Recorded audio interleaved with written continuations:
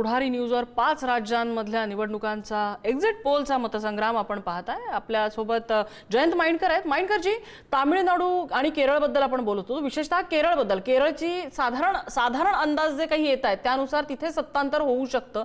तसं झालं तर डाव्यांच्या हातनं ते राज्य सुद्धा गेलेलं आहे का, असं चित्र दिसू शकतं केरळमध्ये? एक तर 10 वर्ष सत्ता झालेली आहे आणि भलेही अजित अभ्यंकरांना माझं हे विधान आवडणार नाही, तेही मित्र आहेत, पण लीडरशिप क्रायसिस असा नाही आहे। रमेश चेन्नीथाला जे महाराष्ट्र प्रदेश काँग्रेसचे प्रभारी म्हणूनही काम करतात, चेन्नीथाला हे जवळपास डेसिग्नेट चीफ मिनिस्टर आहेत असं म्हणायला हरकत नाही आणि त्याच्यामुळे तिथे लीडरशिप आहे। याच्या आधी सुद्धा तिरुवनंतपुरम वगैरे त्यांच्या हातातनं गेलेलं आहे। म्हणजे भाजपनी शिरकाव करताना एकाच वेळेस UDF LDFला धक्के दिलेले आहेत आणि म्हणून तिथे आपल्याला माहिती आहे तिरुवनंतपुरमला BJPचा महापौर वगैरे दिसलेला आहे। तर जेवढं BJP जिथे जिथे वीक वाटेल, मग ते काँग्रेस असेल किंवा LDF असेल, तिथे ते इनरोड करण्याचा प्रयत्न करतायत। परंतु 140च्या विधानसभेत भाजप जो सध्या 0 आहे तो 71 वर जाऊ शकतो अशी शक्यता अजून 10-15 वर्ष तरी केरळमध्ये दिसत नाही। म्हणजे पुन्हा तोच एक प्रकार जो अभ्यंकरांनी सांगितला तो बरोबर आहे की गायपट्ट्यात तुम्ही हिंदू धर्माच्या नावाने काहीही करू शकता, पण जिथे शिक्षण पोचलेलं आहे तिथे तुम्हाला काम करून दाखवलं पाहिजे, तर त्याच्याशिवाय तुम्ही पोचू शकत नाही। UDF किंवा LDF आणि आता जी काही येते पिनराई विजयन किंवा त्याच्या आधी जी काही सत्ता झालेली आहे, तर त्याच्यामुळे आता पुन्हा एक तो बदलाची वेळ आलेली आहे आणि तो बदल भलेही कम्युनिस्टांना मानवणार नाहीच आहे, कारण तिसरं राज्य आणि शेवटचं राज्य त्यांच्या हातातून जाणार आहे। पण UDF तिथे येईल आणि कदाचित रमेश चेन्नीथाला मी सांगितलं तसं आपल्याला मुख्यमंत्री म्हणून दिसू शकतात। एक प्रश्न इकडे मला पश्चिम बंगालच्या बाबतीत अभ्यंकरांकडे घेऊन जायचा आहे। एक 2-3 मुद्दे आहेत त्यामध्ये। बांगलादेशमध्ये जे मधल्या काळामध्ये झालं, सत्तांतर झालं आणि तिथे जे अस्मितेचं राजकारण बघायला मिळालं, तिथे अल्पसंख्याकांवर पर्यायानं हिंदूंवरती झालेले अत्याचार, त्याचाही मुद्दा इथे झाला होता। दुसरा मुद्दा TMCच्या बाबतीत एक मोठा काळ आता ममता बॅनर्जींचा झाला आणि ममता बॅनर्जींचा एक फॉलोअर वर्ग सुद्धा असला आणि एक मोठ्या वर्गाला काँग्रेसप्रमाणेच TMC बद्दल प्रेम असलं तरी सुद्धा शेवटी इतक्या काळानंतर तिकडे होणारे जे सत्तांतर्गत सत्ता संघर्ष असतात, भ्रष्टाचार मोठा मुद्दा आहे। या सगळ्यामुळे भाजपला आता अधिक मी शब्द असे वापरतो, अधिक फर्टाईल उपजाऊ जमीन जास्त नाही का सत्तेच्या जवळ जाणार आहे? अभ्यंकरजी। हो, म्हणजे आमच्या पक्षाची अशी भूमिका होती आणि आहे की लोक भारतीय जनता पक्षाकडे जर गेले, ममता म्हणजे जे काही जेवढे काही जातील ते म्हणजे, तर तो शिफ्ट का होईल? कारण लोक मग असा विचार करायला लागतात की सत्ताधारी ममता बॅनर्जी यांचा पक्ष आणि कार्यपद्धती ही प्रचंड गुंडगिरीची, आक्रमक आणि जनविरोधी आणि काही प्रमाणात भ्रष्टाचारी अशी सुद्धा असल्यामुळे, म्हणजे त्याला सिव्हिक रूल ज्याला आपण म्हणतो, यालाच कुठेतरी तडा देणारी अशी असल्यामुळं लोक लेसर एव्हिल म्हणून काही लोक तिथे निदान कदाचित भारतीय जनता पक्षाकडे बघू शकतात। मग ते केंद्रात पण त्यांची सत्ता आहे, मग थोडंसं आपण त्यांच्या बाजूने गेलं तर काय हरकत आहे, असा विचार करण्याची शक्यता ही त्याच वेळेला होती की ज्या वेळेला अशा प्रकारचा एखादा अनरिलायबल फोर्स हा जेव्हा सत्तेमध्ये असतो त्यावेळेला अशी शक्यता निर्माण होते। आणि म्हणूनच आम्ही जी भूमिका घेऊन तिथे उभा आहोत ते स्पष्टपणाने आमचा पहिला शत्रू कम्युनलिझम आणि जमातवाद आणि धार्मिक विभाजन हा निश्चितपणे आहे, हुकुमशाही आहे मोदी शहांची। पण त्याचबरोबर खऱ्या अर्थाने त्याला जर तोंड द्यायचं असेल तर विश्वासार्ह आणि जनतेचा काहीतरी म्हणजे रोजगाराभिमुख कार्यक्रम राबवणारा, भ्रष्टाचार मुक्त, खऱ्या अर्थाने लोकशाही, पंचायत लोकशाही राबवणारा असा पक्ष पाहिजे, अशी राजवट पाहिजे, अशीच आमची भूमिका आहे। त्यामुळे हे तुमचं मत हे बरोबर आहे। परंतु बांगलादेशच्या संदर्भाने तुम्ही जो मुद्दा मांडलात की बांगलादेशमध्ये काही हिंदूंच्या हत्या झाल्या आणि त्याचा परिणाम म्हणून मग इथं हिंदू बॅकलॅश काहीतरी इथं येऊ शकतो, माझ्या मते ही गोष्ट मला संभवनीय 1-2% इकडे तिकडे होऊ शकतात मतं याच्यामुळे, परंतु माझ्या मते याच्यामध्ये नॅरेटिव्ह तयार करण्याचा भाग हा RSS लॉबीचा जास्ती आहे rather than the actual reality. निश्चितपणे काही तिथे बांगलादेशमध्ये प्रकार झाले आणि ते वाईटच होते, त्याच्यात काही प्रश्न नाहीये, परंतु ज्याप्रमाणे तिथं वातावरण निर्माण करण्याचा याच्या इथं प्रयत्न झाला तो वास्तवाला धरून नाही आणि त्याला पश्चिम बंगालची जनता बळी पडणार नाही। राहुलकडे जायचंय। राहुल मगाशी डिस्कनेक्ट झाले होते। राहुल, 2 मुद्दे एकत्र घेऊन येतो। एक, आसामला अजून आपण स्पर्श केला नाही, तर आसामच्या बाबतीतला काय फील आहे? बऱ्यापैकी दिसते की रिटेन केलं जाईल। दुसरा मुद्दा म्हणजे एक टीका होते की काँग्रेसने मध्येच जरा सोडून दिली काही निवडणूक, म्हणजे राहुल गांधी आता अंदमानमध्ये गेले, तिकडे ग्रेटर अंदमानचा विषय चाललाय, मला कल्पना आहे त्याची, तो मोठा आणि गंभीर विषय आहे, पण तरी सुद्धा काँग्रेस पुरेशा गतीनं या निवडणुकांमध्ये इन्व्हॉल्व्ह नव्हती, राहुल गांधी नव्हते, अशी सुद्धा टीका होते. तर या बाबतीत दोन मुद्दे घेऊन आसाम आणि राहुल गांधी काँग्रेस. नाही, माझ्या मते निवडणुकीच्या विशिष्ट काळामध्ये राहुल गांधी आणि त्यांचा पक्ष सक्रियपणे होता. खास करून आसाम बद्दल तर भाजपला जो विश्वास होता तो शेवटच्या 3 दिवसामध्ये तो डळमळीत झाला. ज्या प्रेस कॉन्फरन्सेस शेवटच्या 3 दिवसामध्ये झाल्या, विद्यमान मुख्यमंत्र्यांच्या पत्नी संदर्भातली आकडेवारी जाहीर केली गेली आणि आपण बघितलं की तो आत्मविश्वास डळमळीत झाल्यामुळेच नंतर मग दाढी पडल्या, त्या पासपोर्टच्या संदर्भातल्या मुद्द्यावरती काउंटर करण्याचा प्रयत्न केला गेला आणि ते प्रकरण आता सुप्रीम कोर्टापर्यंत पोहोचलेलं आहे. त्यामुळे आसाम बद्दल एकच गोष्ट आहे की SIR मध्ये आसाम मधल्या साधारणपणे 40 विधानसभा मतदारसंघामध्ये जे अल्पसंख्याक बांधवांचं होतं ते मुळे 27% ते 27 विधानसभा मतदारसंघापर्यंत घटलं आणि तिथे पण अँटी इन्कम्बन्सीचा फॅक्टर आहे. म्हणजे भाजपची अनेक नेते मंडळी जी मला बंगालमध्ये भेटली, जी मला केरळात भेटली, तामिळनाडूमध्ये भेटली, ती ज्या आत्मविश्वासानं सुरुवातीच्या टप्प्यामध्ये आसाम बद्दल बोलत होती, ती मात्र नंतर त्यांना असं थोडंसं तरी फील आला की काहीतरी गणित चुकलंय शेवटच्या टप्प्यामध्ये. पण अर्थात ही निवडणूक ही विरोधकांची निवडणूक आहे. ह्या 5 पैकी केवळ एकच असं राज्य होतं की जिथे सत्ताधारी म्हणजे भाजप सत्तेमध्ये आहे आणि ते आसाम. मगाशी जो मुद्दा होता प्रसन्न की घुसपेटीचा जो मुद्दा आहे, जो शेजारच्या बांगलादेश, माझ्या मते बंगालमध्ये जर भाजपला संधी असेलच, ती ज्या अँटी इन्कम्बन्सीच्या मुद्द्याबरोबर आहे त्याचबरोबर ते घुसपेटीच्या मुद्द्यावरती पण आहे, ते विसरून चालणार नाही. बरं. असे अनेक लोक मला भेटले की जे असं म्हणाले की SIR मध्ये जर ह्या लोकांची नावं कमी झाली असतील तर ते या देशाचे नागरिक नाहीच आहेत, त्यांना वगळणं गरजेचं होतं. त्यामुळे अगदी एकेरी विचार करून चालणार नाही की अल्पसंख्याक समुदायाची मतं कमी झाली आणि त्यामुळे जो सत्ताधारी घटक पक्ष आहे त्याला फायदा होईल. उलट माझं असं मत आहे की बंगालमध्ये तो एक महत्वाचा घटक राहिलेला आहे. अत्यंत खुबीनं भाजपनं ह्या मुद्द्याला स्पर्श न करता SIRचा मुद्दा लोकांमध्ये सोडून दिला. महिलांची सुरक्षा, अँटी इन्कम्बन्सीचा फॅक्टर, त्याच्यावरती ते बोलत राहिले. केरळमध्ये मात्र मगाशी तुम्हाला बोलायचं होतं, केरळमध्ये मंत्री आहे. राहुल, थोडासा नेटवर्क इश्यू होतोय, पुन्हा रिकनेक्ट झाल्यानंतर आपण तुला पुन्हा एकदा घेऊयात. माइंडकरांना सुद्धा त्यांना जायचंय एका वेगळ्या वाहिनीला, त्यांना पुन्हा कनेक्ट व्हायचं, पण त्यापूर्वी एक छोटी कमेंट मात्र घेऊयात माइंडकरांची. माइंडकरजी, जे काही असेल यामध्ये भाजप जे आत्ता सध्या दिसतंय, पुन्हा एकदा मी स्पष्ट म्हणतो, AI सुद्धा, ते आपण एक्झिट पोल दाखवत नाही होतं, पण AIचा एका अर्थानं प्रेडिक्ट पोल दाखवतोय. एक आसाममध्ये सत्ता रिटेन करताना दिसते, पश्चिम बंगालमध्ये जिंकेल की नाही माहिती नाही, पण आणखीन आकडे वाढताना दिसत आहेत की जे लॉंग टर्ममध्ये ममता बॅनर्जींसाठी डोकेदुखी आहे. अशा वेळी भाजपचा परफॉर्मन्स आणि 2029च्या दृष्टीने या 5 राज्यांच्या निवडणुका, आपली कमेंट. त्याला जोडून मला एक छोटासा प्रश्न आसामच्या बाबतीत विचारायचा, तो म्हणजे मगाशी आपला राहिला, हिमंत बिस्व शर्मा यांचं भाजपमधलं स्थान हे थोडंसं फ्युचरिस्टिक दृष्टीने सुद्धा बघितलं जातं. पुन्हा एकदा त्यांनी जर आसाम रिटेन केला तर 5 वर्षानंतर त्यांच्यासाठी खूप मोठी संधी असू शकते असं प्रिडिक्शन काही जण करतायत. त्याच्याबद्दल एक छोटीशी कमेंट. हो, हे अगदी बरोबर आहे. जर ते त्यांनी रिटेन केलं तर. पण जो मगाशी प्रश्न आला पासपोर्टचा आणि त्यांच्या पत्नीचा, त्याच्याबद्दल काय, मुळात त्याच्यानंतर ज्या पडलेल्या धाडी आहेत त्याचं काय, या प्रश्नांची उत्तरं मिळत नाहीयेत. आणि दुसरी गोष्ट, मुळात आसाम आपल्यापासून दूर असल्यामुळे आसाममध्ये सुद्धा ट्रँग्युलर कॉन्टेस्टच आहे आणि तिथे AIUDF ज्याचे प्रमुख हे बद्रुद्दीन अजमल, हे आपल्याकडे ताजमहल हॉटेलच्या समोर त्यांचं एक फार मोठं दुकान आहे, तिथे ते वास्तव्यास असतात. आसाममध्ये ते पक्ष चालवतात. मुळात हे आत्तापर्यंत 2 वेळेला जो काही आसाममध्ये काँग्रेसचा पराभव झाला हा या AIUDF या पक्षामुळे, बद्रुद्दीन अजमल यांच्या पक्षामुळे. अजूनही त्यांच्यात तसं पाहिलं तर अंडरस्टँडिंग झालेलं नाही आहे.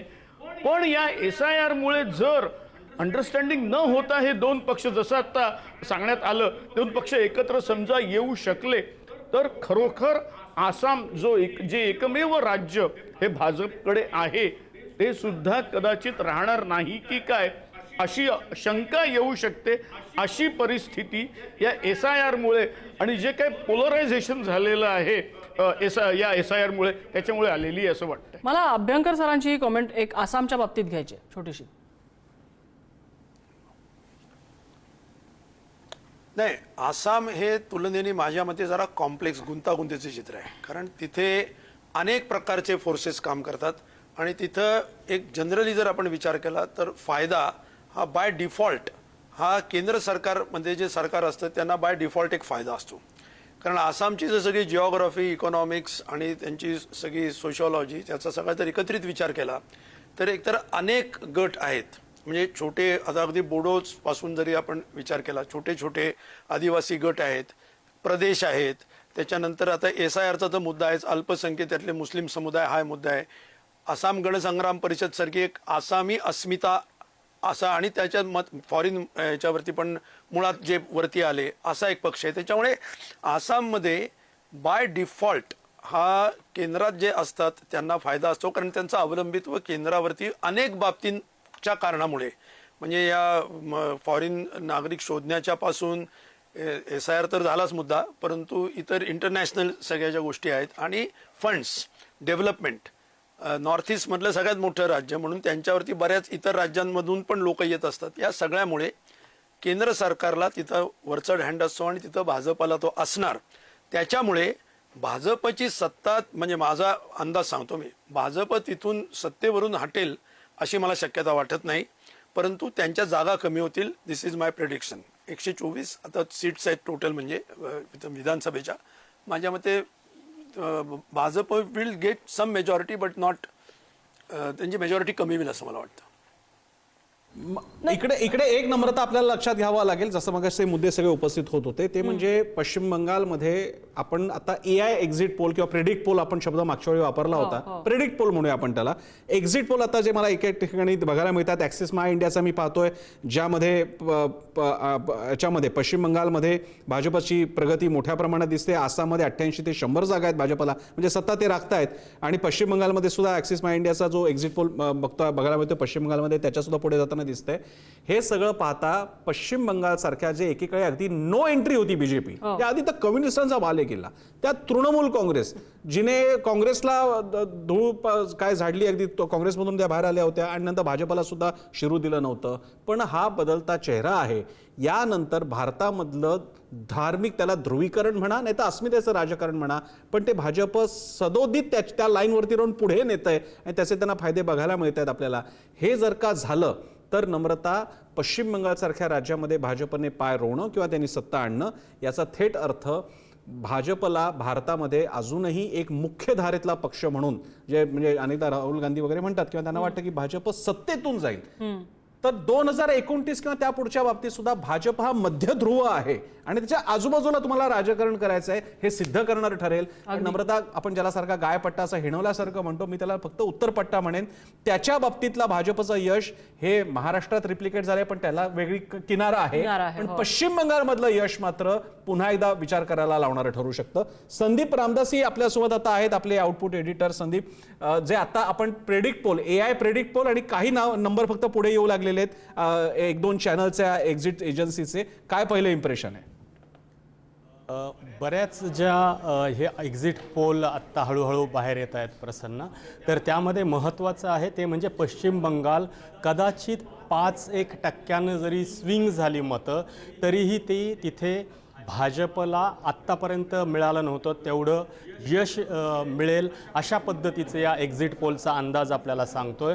आणि आत्ताच मला असं वाटतं की आपण कदाचित हे पुढारी न्यूजवर दाखवलं पण असेल की 10 मिनिटांपूर्वी वन ऑफ द जो एक्झिट पोल गेल्या काही निवडणुकांमध्ये वेगवेगळ्या राज्यांच्या पाहिला की जो जवळपास जाणारा ठरलेला आहे, तो पोल डायरीचा एक्झिट पोल पण तेच सांगतोय की 254 जागा भाजपनं लढवल्या, त्यापैकी 142 ते 171 जागा म्हणजे जवळपास सत्ता स्थापन होऊ शकते इतक्या जागा पश्चिम बंगालमध्ये भाजपला मिळू शकतात. तसं झालं तर हा एक चमत्कारापेक्षा कमी नसेल. ममता, एक फक्त माहितीसाठी संदीप, एक माहितीसाठी मी आता एक्झिट पोल बघतोय, प्रजा पोल एका वाहिनीवरती जो चालू आहे त्यानुसार पश्चिम बंगालमध्ये भाजपला पूर्ण बहुमत 178 ते 180च्या 185च्या दरम्यानच्या जागा मिळत आहेत आणि TMCला त्याच्यापेक्षा कमी आहेत. ते नंबर सारखे बदलत आहेत त्यामुळे, पण पश्चिम बंगालमध्ये सत्तांतर दिसतंय. संदीप, 45.87%, माफ करा, 142 ते 171 बीजेपी, 142 ते 171 पोल डायरीचा हा अंदाज आहे पश्चिम बंगालसाठी. बरोबर.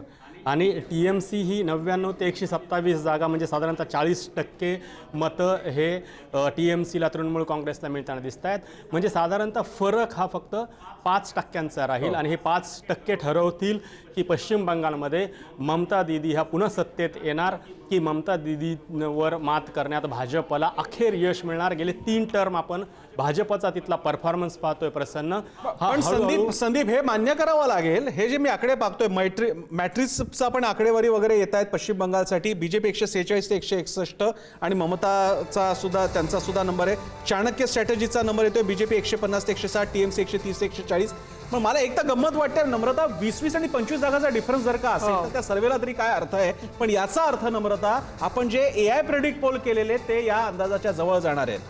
मी पुन्हा एकदा जातो अभ्यंकरांकडे. अभ्यंकरजी, आता आकडे यायला सुरुवात झालेले आहेत एक्झिट पोलचे. नाही, आता शेवटी एक्झिट पोल आहेत आणि जागा आणि मतं यांचं प्रपोर्शन पुन्हा बघावं लागेल असं मला वाटतं. Still I can't really believe म्हणजे आता एक्झिट पोल आहेत हे सत्य आहे, परंतु ते कितपत वास्तवाला धरून आहेत याच्याबद्दल मला पश्चिम बंगालबद्दल तरी नक्की शंका आहे. एक वेळ केरळमध्ये UDF कडे सत्ता जाणं न जाणं याच्यामध्ये आमचा काय अंदाज वेगळा असू शकतो, परंतु पश्चिम बंगाल हा भाजपच्या हातात जाईल असं मला वाटत नाही. पश्चिम बंगाल आणि त्याचप्रमाणे तामिळनाडू हा जाणं शक्य नाही भाजपच्या हातामध्ये. म्हणजे मला आय रिअली कॅनॉट म्हणजे ह्या बरोबर आहे पोल आहे असं मला वाटत नाही. जी तुम्ही म्हणताय हा मुद्दा जरी बरोबर असला तरी हेही तितकंच नाकारण्यात अर्थ नाही, कारण आमचा मगाचा AIचा प्रेडिक्ट पोल असेल, नाहीतर आत्ताचे आम्ही पोल बघतोय ते पोल डायरी, मॅट्रिक्स किंवा अन्य कुठल्या ॲक्सिस इंडिया वगैरेचे, हे सगळे आकडे भाजपला 100 पार सुमारे 120 हा म्हणजे 120 हा आकडा तर किमान आहे. मग कोणी 120 140 म्हणतंय, कोणी 130 म्हणतंय, पण सुमारे भाजप या आकड्याच्या आसपास असेल तर त्याने किमान आता पश्चिम बंगालमध्ये ममतांच्या नंतरचा अति मोठा प्रमुख पक्ष म्हणून स्वतःचं स्थान मात्र बनवलंय. हे अमान्य करता येणार नाही. संदीप. नाही, हे ठीक आहे, हे मान्य आहे. संदीप. आणि आपण जर का ममता बॅनर्जींची जर रिॲक्शन जरी पाहिली तर त्यांनी गेले काही दिवस जो आकडा सातत्यानं सांगितला जातोय, 2.5 लाख ही सैनिक किंवा CRPF बल, सुरक्षा बल हे पश्चिम बंगालमध्ये आणलं गेलं, त्याच्यावर खूप टीका झाली. मग हे सगळं बॉर्डरवर लागणारं जे सैन्य आहे ते तुम्ही सगळं पश्चिम बंगालमध्ये आणलं, आणि अशा पद्धतीच्या टीका आत्ता ह्या पूर्ण मतदानाचा दुसरा टप्पा संपत असताना ममता बॅनर्जींची समोर आलेली आहे. एक प्रकारे त्याच्याकडे असं पण बघितलं जातं आहे की हा पराभव त्यांना दिसतोय, म्हणून त्या अशा पद्धतीची भाषा, आत्ताच खापर कुणावर फोडायचं, कसं फोडायचं याची त्यांनी तयारी केली आहे. अशा पद्धतीची टिप्पणी, अशा पद्धतीची टीकासुद्धा भाजपकडनं होते आहे. तर त्यामुळं ते पण संकेत मानले जात आहेत की पराभव खरंच दिसतोय का, खरंच हे 3-4-5% जर का वोट स्विंग झालं तर पश्चिम बंगालमध्ये पहिल्यांदा भाजपचं सरकार येईल का, अशा पद्धतीची सुद्धा शक्यता वर्तवण्यात येते. त्याला अनेक कारणं आपण गेले तासभर त्याची चर्चा करतो आहे. SIRचा मुद्दा त्याच्यात घेतला जातोय. हिंदू मुस्लिम ध्रुवीकरण हे देशाला आणि निवडणुकांच्या काळामध्ये नवीन नाही आहे, तो एक मुद्दा सांगितला जातोय आणि त्याचा याच्या आधी कधीही झाला नव्हता तेवढा त्याच्यावरचा फोकस हा आपल्याला या सीमा पश्चिम बंगाल असेल, आसामसारखं राज्य असेल तिथे झालेला आपल्याला पाहायला मिळतोय. प्रसन्न, ह्याच्यामध्ये एक मुद्दा असा आहे, भाजपला अनेक ठिकाणी जो फटका बसलेला आहे ह्याचं कारण त्यांचं स्थानिक नेतृत्व तिथे विकसित नसणं. बिहारमध्ये आपण ते चित्र बघितलं, बिहारमध्ये त्यांना त्या चौधरींना आणून बसवावं लागलं, ते भाजपमध्ये काही काळापूर्वी आलेले ज्यांना मुख्यमंत्री बनवावं लागलं. इकडे पश्चिम बंगालमध्ये सुद्धा जर भाजपच्या बाजूने जनमत काही प्रमाणात नसेल का, तर त्यांच्याकडे एक चेहरा नाहीये. मला वाटतं ही एक मोठी गोष्ट आहे ज्याच्याकडे भाजपचं केंद्रीय नेतृत्व अर्थातच बघत असेल. मला रामदासींचं मत याच्यावर जाणून घ्यायचं आहे. संदीपजी. इकडे एकच फक्त संदीपकडे जाण्यापूर्वी नम्रता, अशाही स्थिती जर का आकडा 120 आपण ज्या सगळ्या एजन्सीज बघतोय, तुझ्या इकडे युट्यूब चालूच असेल, जर का भाजपचा आकडा साधारण ऑन एन ॲव्हरेज 120-125 आणि मॅक्झिमम अगदी 170 सुद्धा एका एजन्सीने दिलेले आहेत, हा आकडा जर का असेल तर उलट असं बघ, ममता बॅनर्जी चेहरा असून आकडा 150च्या आसपास असणं आणि भाजपकडे चेहरा नसून 120 असणं, याच्यातला हा फरक सुद्धा महत्वाचा ठरतो. ये संदीप, नम्रताच्या प्रश्नावर. महत्त्वाचा मुद्दा जो तू पण ग्राफिक्समध्ये सांगितलेलं होतास नम्रता, की एक मेन फॅक्टर जो ठरला तो अर्थातच अँटी इन्कम्बन्सीचा ठरू शकतो. त्याच्यावर मात करण्यात जर का यश आलं असेल ममताला तो चमत्कारापेक्षा कमी नाही. एक महत्त्वाचा जो मुद्दा आपण मधल्या काळात पाहिला, ती घडामोड कुठली झाली तर ती झाली महिला आरक्षण विधेयकामध्ये घटना दुरुस्तीचा 3 दिवसांचं जे काही एक छोटं अधिवेशन घेऊन तिथं ज्या पद्धतीची चर्चा करण्यात आली, तिथं ज्या पद्धतीचं एक नॅरेटिव्ह सेट करण्यात आलं, त्याचा भाजपला किमान पश्चिम बंगालच्या मतदानापुरता काही फायदा झाला आहे का? जर का हे आकडे असेच राहिले एक्झिट पोलमधले नम्रता, तर आपल्याला असं म्हणता येईल की आपल्याला असं वाटत होतं की तुम्ही हरणारच होता, तुमच्याकडे संख्याबळ नव्हतं, राज्यसभेमध्ये 2/3 खासदारांची संख्या नव्हती, तरी मग हा सगळा खटाटोप कशासाठी केला त्याच्यावर टीका सुद्धा झाली. कदाचित त्याचं उत्तर आपल्याला 4 तारखेला मिळू शकतं. जर का पश्चिम बंगालमध्ये काही मोठा उलटफेर झाला तर त्याचं बरंचसं श्रेय हे घटना दुरुस्तीच्या निमित्तानं झालेल्या चर्चेला, सेट केलं गेलेल्या नॅरेटिव्हला, त्यानंतर जे काही आंदोलनं वगैरे, प्लॅकार्ड वगैरे लगेच 5 मिनिटात तयार होऊन भाजपनं ज्या पद्धतीनं देशभरामध्ये एक वातावरण निर्मिती केली, त्याचा कदाचित फायदा झाला का? दुसऱ्या टप्प्यातल्या मतदानामध्ये त्याचा काय फरक पडला, हे सगळं 4 तारखेला कळू शकतं. मी अभ्यंकरांकडे एक वेगळा मुद्दा घेऊन जाईन. हा जरा आत्ता बोलू शकतो कारण नंतर निकाल लागल्यानंतर 4 तारखेला पूर्ण वेगळं चित्र असेल. पण अभ्यंकरजी, या सगळ्या काळामध्ये ममता बॅनर्जी कशा आहेत किंवा काय आहेत, पण हे तर खरं आहे की तुम्ही सगळे जे नॉन BJP पार्टीज आहेत, ज्या इंडिया आघाडीतले घटक पक्ष आहेत, यांना सध्या भाजपला दूर ठेवायचं आहे. अशा वेळी सगळ्यात मोठी बेट ही फक्त ममता बॅनर्जींवरती लागू शकते पश्चिम बंगालमध्ये. तरीसुद्धा काँग्रेस आणि डाव्यांना ममता बॅनर्जींना विरोध करायचा असतो किंवा तिकडे स्वतंत्र लढायचं असतं. इथे ते युनॅनिमिटी, एकत्रितपणा आणि एकत्रित संघर्ष दाखवता आला नसता का? नाही, अगदी हा तुमचा प्रश्न अतिशय रास्त आहे. परंतु ममता बॅनर्जींचा जो ग्राउंड लेवलचा सगळी कार्यपद्धती आहे, म्हणजे त्या ज्या पद्धतीने सत्तेवर आले, त्या विरोधात होत्या, डाव्या पक्षांच्या विरोधात जेव्हा त्या लढत होत्या, तिथपासून ते आत्तापर्यंत त्यांची सर्व कार्यपद्धती ही अगदी बेस्ट, चांगला त्यातल्या तर चांगला शब्द वापरायचा झाला तर अराजकी अशा पद्धतीची आहे, अत्यंत अविश्वसनीय आहे.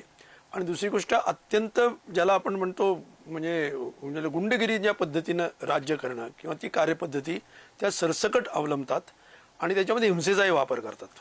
या कारणामुळे म्हणजे उदाहरणार्थ सिंगूरचाच भाग घ्या, त्यांनी सिंगूरच्या प्रकल्पाला ज्या कारणासाठी ज्या पद्धतीने विरोध केला आणि तो हाकलून लावला, तिथं शेतकरी त्यांच्यामुळे देशोधडीला लागलेले आहेत. तिथे इंडस्ट्री पण नाही आणि जमीन पण नाही अशी परिस्थिती निर्माण केली. आता एवढं सगळं करून त्या काहीतरी एक वातावरण तयार करू शकतात, हा आता वेगळे त्यातले मुद्दे आहेत. त्याच्यामुळे भाजपचं राजकारण हे जर धार्मिक ध्रुवीकरण करण्याचं असेल तर ते असून सुद्धा पश्चिम बंगालचे लोक काही प्रमाणात जर तिकडे जात असतील तर याचं कारण ते यांच्या कारभाराला कंटाळून जातात. त्यामुळे कुठेतरी तुम्हाला हे नाही, हे म्हणजे भाजप विरोध नाही. खरा भाजप विरोध हा तुमच्या व्यवहारातून, तुमच्या धोरणातून, तुमच्या विचारसरणीतून दिसला पाहिजे. ही कुठेतरी विश्वासार्हता असणारं एखादं पक्ष, सरकार काहीतरी तिथं दिलं पाहिजे पर्याय. हे नाईलाजाने उभं करणं आवश्यक आहे. कारण ममता बॅनर्जींच्या वरती तुम्ही लोक विश्वास ठेवणार नाही त्याची आम्हाला खात्री आहे, होती म्हणजे असं म्हणूया. त्याच्यामुळे त्या आल्या आणि भाजप आले तर याच्यामध्ये फरक राहत नाही असं मी म्हणत नाही, तरीसुद्धा थोडा फरक राहतो. परंतु मला असं वाटतं की हा पर्याय शेवटी राजकारण हे असं आहे की जरी ते बायपोलर एका अर्थाने झालं तरी संपूर्ण भविष्य हे पश्चिम बंगालचं तुम्ही ममता बॅनर्जींच्या हातात नाही देऊ शकत. You have to rely on the people's intelligence. मी राहुल कुलकर्णी मला पुन्हा जॉईन झालेला दिसतोय. राहुल, आपण आता एक्झिट पोल जे इतर चॅनलच्या एजन्सीजकडनं सुद्धा येत आहेत, नॅशनल चॅनल्सनी केलेले आहेत, त्यामध्ये पश्चिम बंगालमध्ये जो एक्झिट पोल आहे ज्याची रेंज 25 जागांची आहे, म्हणजे 25 जागांची असेल तर मग 140 भाजपला दिले आणि 160 ममता बॅनर्जींना दिले, तरी सुद्धा प्लस मायनस मानले तर 25 जागांच्या रेंजमध्ये कोणी काही उत्तर देऊ शकतं. पण तरी सुद्धा ममता बॅनर्जी आणि भाजप एकदम जोरदार काटेकी टक्कर चालू आहे असं सध्या दिसतंय. त्यामुळे आपले प्रेडिक्ट पोल बऱ्यापैकी खरेत असं वाटतं यायचे. काय मत वाटतं? तुम्ही पण, आय एम शुअर तू पण तिकडे बघत असशील सगळे. काय आहे, गेल्या 3 निवडणुकीमध्ये भारतीय जनता पार्टीच्या मताचा टक्का जर आपण बघितला तर तो असा 10% 38% पोहोचला. आणि 2019च्या लोकसभा निवडणुकीमध्ये तर ममता बॅनर्जीचा पक्ष आणि भाजप मधलं मताचं अंतर बऱ्यापैकी कमी झालं होतं. नंतर अर्थात टीएमसीनं तो ग्राउंड कव्हर केला. आता जे बंगालमध्ये मला दिसतं आहे ते हेच आहे की अँटी इन्कम्बन्सीचा जो फॅक्टर आहे तो खूप मोठ्या प्रमाणात आहे. आणि कितीही काँग्रेस आणि डाव्यांनी म्हटलं तरी तिथं त्यांचं अस्तित्व जवळपास नगण्य झालेलं आहे. म्हणजे टीएमसीला हरवायचं असेल तर डाव्यांची मतदार, काँग्रेसचे जे काही मतदार असतील ते बहुसंख्येनं भाजपकडे वळलेले आहेत. आणि जो 15 वर्षानंतरचा मला जो फरक दिसतोय तो मुख्यत्वे जर टीएमसी नको असेल तर भाजपा स्वीकारा अशा पद्धतीचा तो भाग आहे. आणि अजून एक चर्चा आहे प्रसन्न, आणि ती मला वाटतं की ती तसं होऊ शकतं, कारण केंद्रीय तपास यंत्रणेचा आणि वेगळ्या माध्यमातनं भाजपनं वेगळ्या राज्यात काय केलं ते आपण बघितलंय. चर्चा ही पण आहे की समजा असेच आकडे आले की 110-140 पर्यंत भाजप आली आहे, तर एक जोरात चर्चा प्रशासकीय पातळीवरती पण आहे, कारण ज्ञानेश कुमारने ज्या पद्धतीनं निवडणुकीच्या काही दिवस आधी तिथली सगळी प्रशासकीय यंत्रणा बदलून टाकली, म्हणजे चीफ सेक्रेटरी पासून ते डिस्ट्रिक्ट मॅजिस्ट्रेट पर्यंत सगळी यंत्रणा बदलली. हो. त्यामुळे चर्चा ही पण आहे की समजा 110-140 असे आकडे आलेच तर सगळ्यात मोठा प्रयोग भाजप तिथं करू शकतं, ते म्हणजे टीएमसी मध्येच फोड करायची. आणि टीएमसीला जे लोक असे आहेत की ज्यांच्यावरती खूप भ्रष्टाचाराचे आरोप आहेत, कारण केवळ 10 दिवस आधी तिथं वेगळ्या मंत्र्यांच्या वरती केंद्रीय तपास यंत्रणेच्या माध्यमातून धाडी टाकल्या गेल्या आणि त्यांच्यावरती नोटिसा बजावल्या गेल्या. त्यामुळे ही पण शक्यता वर्तवली जाते आहे की असे जर आकडे आले तर टीएमसी मध्ये पण एक मोठा गट असा आहे की जो इकडे येऊ शकतो, तशी आधीच रचना झालेली आहे. बरं. आणि म्हणून मला असं दिसतं आहे की आता जे काही आकडे आहेत ते भाजपला हा क्लायमॅक्स, हा अँटी क्लायमॅक्स सॉलिड होता राहुल, हा अँटी क्लायमॅक्स सॉलिड होता की जर का तशीच वेळ आली तर TMC Karnataka pattern, Goa operation pattern. Maharashtra, operation Maharashtra मुंबईमध्ये, सॉरी पश्चिम बंगालमध्ये, माफ करा, पश्चिम बंगालमध्ये, आणि तिथे मग टीएमसी ममता आणि टीएमसी तो कोण नेता असेल तो नाही, त्याचं कारण आहे की ज्ञानेश कुमारांची जी भूमिका आहे ना, हिस्टॉरिकली ऐतिहासिक दृष्ट्या पहिल्यांदा मी बघितलं की ज्ञानेश कुमारांचा इलेक्शन कमिशन हा पण त्याच्यामध्ये एक पार्टी झालेला आहे. हो. विचार केला का आपण एक्स वरती अशा पद्धतीचं इलेक्शन कमिशन धमकी वजा काहीतरी सांगतं आहे, चीफ सेक्रेटरी पासून सगळ्या प्रशासकीय यंत्रणेला बदलतं आहे आणि धमकीत सांगतंय की इलेक्शन झाल्यानंतर सुद्धा 3 महिने सगळ्या वेगळ्या ज्या एजन्सीज आहेत त्या बंगालमध्ये राहतील. तो एक महत्वाचा फॅक्टर आहे. आणि अनेक प्रशासकीय मंडळी की जी तिथे स्थिरावलेली होती ती सांगत होती की यावेळेला आम्हाला इलेक्शन कमिशनची पण खूप भीती वाटते. राहुल, आपण पुन्हा 4 तारखेला भेटणारच आहोत, त्यावेळी सविस्तर चर्चा सकाळपासून असेलच.